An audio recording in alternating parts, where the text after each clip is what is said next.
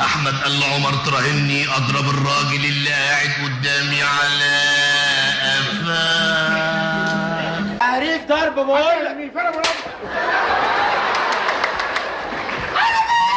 احمد حسب الرهان عمر وقال له تراهني لتاني مره اضرب الراجل هو على قفاه.